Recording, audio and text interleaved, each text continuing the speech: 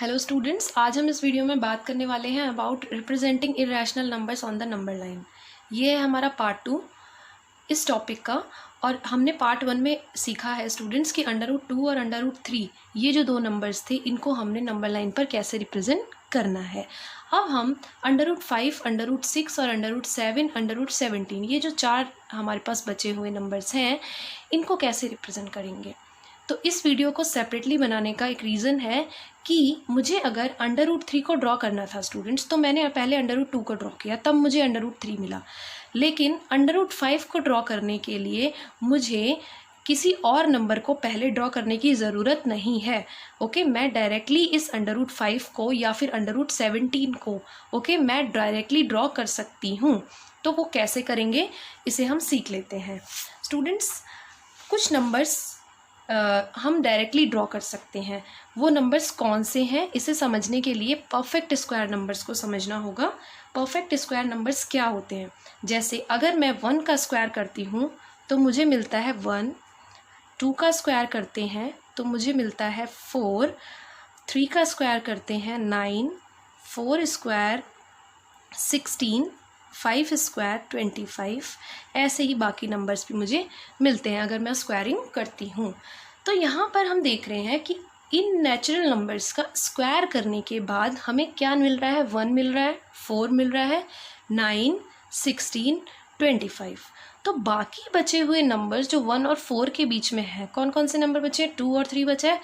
4 और 9 के बीच में भी ऐसे नंबर्स बचे हुए हैं, 5, 6, 7, 8। ओके, ऐसे ही इन नंबर्स के बीच में काफ़ी सारे नंबर्स ऐसे बचे हुए हैं जो किसी नंबर्स के स्क्वायर करने पर हमें नहीं ऑब्टेन हो रहे हैं।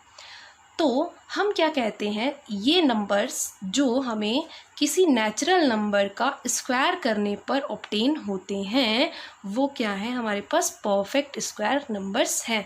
जैसे कि यहाँ पर नंबर कौन कौन से बचे हुए हैं? 2 और 3, ये हमें स्क्वायर करने पर नहीं मिले। ओके, किसी नेचुरल नंबर के स्क्वायर करने पर हमें नहीं ऑब्टेन हुए हैं। तो हम इन नंबर्स को क्या कहेंगे कि ये परफेक्ट स्क्वायर नंबर्स नहीं हैं। अब आपको समझ में आ गया कि परफेक्ट स्क्वायर नंबर्स क्या होते हैं। अब मुझे रिप्रेजेंट करना है √5 को। ओके, तो मैं √5 को कैसे रिप्रेजेंट कर सकती हूँ? डायरेक्टली। अब हमने समझा था पाइथागोरस थ्योरम। पाइथागोरस थ्योरम में क्या था स्टूडेंट्स? पाइथागोरस थ्योरम में हमें एक बेस चाहिए था और एक हाइट चाहिए थी। ओके, तो हमें हाइपोटेनस मिल रहा था। अब हमें क्या करना है, एक हाइपोटेनस चाहिए √5 का। ओके, हमें हाइपोटेनस कितना चाहिए? √5 चाहिए।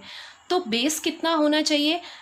बेस कितना होना चाहिए स्टूडेंट्स? अगर मैं बेस रखूँ 2, ओके, बेस रखूँ 2 और हाइट रखूँ 1, ओके, तो मैं √5 को रिप्रेजेंट कर सकती हूँ। कैसे रिप्रेजेंट कर सकती हूँ? क्योंकि मैं जो हूँ ये 5 को कैसे लिख सकती हूँ? इसको मैं 4 + 1 लिख सकती हूँ ना। तो अगर मुझे 2 का स्क्वायर करूँ मैं और 1 का स्क्वायर करूँ, मतलब बेस को मैं 2 लूँ और हाइट को मैं 1 लूँ। ओके, और इस तरीके से अंडर रूट करने पर हमें हाइपोटेनस मिल जाएगा और वो कितना होगा हमारे पास? √5 होगा कि नहीं होगा? 2 स्क्वायर कर लेंगे हम यहाँ से तो 4 मिलेगा और यहाँ से हमें 1 मिलेगा, तो ये हो गया हमारे पास हाइपोटेनस 5। तो ये हमारा आइडिया है स्टूडेंट्स, √5 को हमें कैसे लोकेट करना है। ऐसे ही हमारे पास √17 भी है स्टूडेंट्स। ये हमारे पास √17 है क्योंकि ये √7 जो है 17 ये 16 के नियर है। ओके, ऐसे जैसे मैंने यहाँ पर 5 को ड्रॉ किया किसकी हेल्प से? 4 की हेल्प से, क्योंकि ये 4 के नियर था। ऐसे ही 17 को मुझे ड्रॉ करना है तो ये क्या है? 16 के नियर है। ओके, तो मैं 4 का स्क्वायर लूँगी एज अ बेस, 4 लूँगी बेस और हाइट कितनी लूँगी? 1 लूँगी। अगर मुझे यहाँ पर क्या ड्रॉ करना है स्टूडेंट्स? डायरेक्टली मुझे अगर √10 को रिप्रेजेंट करना है तो मैं डायरेक्टली क्या लूँगी? बेस कितना लूँगी? 3 लूँगी और हाइट कितनी ले लूँगी? 1 ले लूँगी। बेस कितना हो जाएगा यहाँ पर? 3 और हाइट कितनी हो जाएगी? 1। तो यहाँ से जो हाइपोटेनस मुझे मिलेगा इस तरीके से वो कितना होगा? √10 होगा। तो ये आइडिया अप्लाई कर देंगे। ऐसी अगर मुझे 5 को करना है अंडर रूट तो मैं क्या करूँगी? यहाँ से बेस कितना ले लूँगी? यहाँ पर 2 का बेस हो जाएगा हमारा। ओके, 2 बेस हो जाएगा और हाइट हो जाएगी हमारे पास 1 और इस तरीके से हम जो हमारा हाइपोटेनस होगा वो हमें मिल जाएगा √5। ओके। ऐसे ही 17 को ड्रॉ करना है, तो 17 को ड्रॉ करने के लिए बेस हमें कितना लेना है स्टूडेंट्स? बेस लेंगे हम 4 और हम हाइट ले लेंगे 1। ओके, तो इस तरीके से जो हमें हाइपोटेनस मिलेगा वो कितना होगा? √17। तो ये आइडिया है स्टूडेंट्स ये ड्रॉ करने का, डायरेक्टली ड्रॉ करेंगे। अब इसको हम कंस्ट्रक्ट करते हैं। तो इसके लिए सेम मैंने स्टूडेंट्स क्या किया है, यहाँ पर एक नंबर लाइन ले ली है, इस पर 1 इंचेस पर मैंने नंबर्स को लिख दिया है। ओके, तो अब मुझे रिप्रेजेंट करना है √5। तो बेस कितना लेना है मुझे? बेस कितना लेना है स्टूडेंट्स? मुझे यहाँ पर बेस लेना है 2। ओके, तो बेस कितना होगा? यहाँ पर 2 होगा, और यहाँ पर हम हाइट को ड्रॉ करेंगे।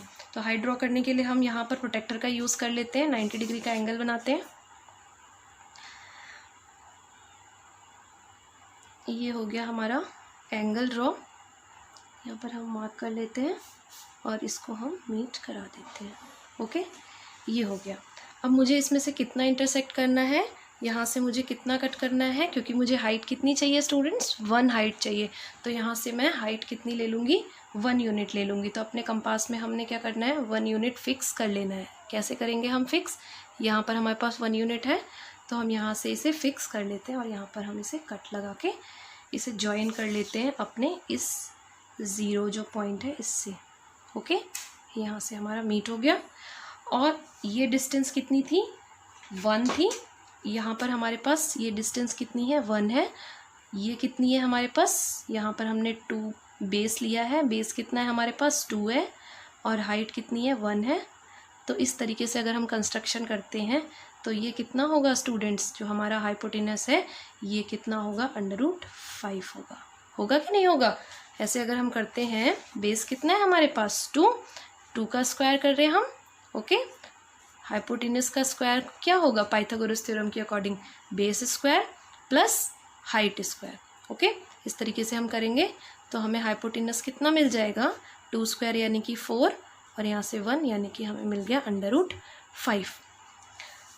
ये हो गया रिप्रेजेंटेशन √5 के लिए। अब हमें इस कंपास में इतनी डिस्टेंस को फिक्स करना है। ओके, और फिक्स करने के बाद हमें यहाँ पर अपनी जो नंबर लाइन है उस पर एक आर्क लगा लेना है। ओके, तो हम यहाँ से इस तरीके से एक आर्क लगा लेते हैं स्टूडेंट्स। ये हमारा आर्क क्या है? नंबर लाइन पर इस तरीके से ये पॉइंट, सपोज करो P पॉइंट है, इस पर कट कर रहा है। इसको नेम दे देते हैं हम इस ट्राइंगल को। सपोज ये जो ट्राइंगल है ये हमारा ट्राइंगल है ABC। ओके, ये ABC ट्राइंगल है, ये ABC ट्राइंगल हो गया, और ये पॉइंट है हमारे पास P पॉइंट। और ये किसको रिप्रेजेंट कर रहा है स्टूडेंट्स? ये पॉइंट हमारा जो है ये √5 को रिप्रेजेंट कर रहा है। ऐसे ही हम √6 भी रिप्रेजेंट कर सकते हैं, क्योंकि कॉन्जिक्यूटिव नंबर जैसे हमने √3 को रिप्रेजेंट किया था √2 के बाद, ऐसे ही हम यहाँ पर भी √6 को रिप्रेजेंट कर सकते हैं। इसके बाद सेम काम हमें करना है। यहाँ पर हमें इसमें यहाँ पर 90 डिग्री का एंगल ड्रॉ कर लेना है। ये हमारा 90 डिग्री का एंगल ड्रॉ करने के बाद हमें कितनी डिस्टेंस लेनी है? सेम 1 यूनिट पे हमें कट लगाना है। हम यहाँ पर 1 यूनिट फिक्स कर लेते हैं अपने कंपास में। ओके, इस तरीके से ये 1 यूनिट हो गया। ओके, 1 यूनिट फिक्स करने के बाद हमें यहाँ पर एक आर्क लगाना है। इस तरीके से ये आर्क हो गया, और इसको हम मीट करा देते हैं। अब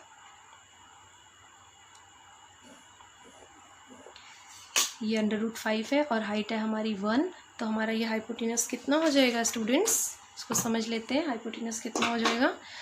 अगर हमारे पास बेस है √5, ओके, इसका होल स्क्वायर प्लस हाइट का होल स्क्वायर अगर हम करते हैं और इसका अंडर कर देते हैं तो हमें हाइपोटेनस मिल जाएगा, और वो कितना होगा हमारे पास? 5 आएगा √5 का होल स्क्वायर करने पर, और यहाँ से 1 आ जाएगा। तो ये हो गया हमारे पास √6।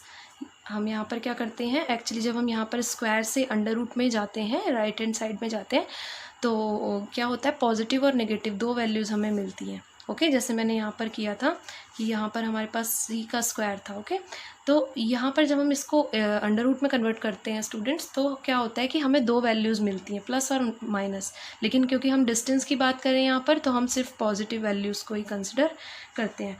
ओके, तो ये हो गया हमारे पास √6। तो यहाँ पर मैं इसे लिख लेती हूँ कि ये जो वैल्यू है ये √6 है। अब मुझे क्या करना है, इसको नंबर लाइन पर शो करना है। तो ये यहाँ पर हम कंपास में इतनी डिस्टेंस को फिक्स कर लेते हैं। ओके, ये हो गई हमारे पास इतनी डिस्टेंस फिक्स, और यहाँ पर हम एक आर्क लगाएंगे जो कि हमारे नंबर लाइन पर इसे कट करेगा। ओके, ये इस तरीके से कट कर रहा है। ओके ना, ये पॉइंट हो गया हमारे पास क्यू पॉइंट। ये पॉइंट क्या है, सपोज क्यू पॉइंट है।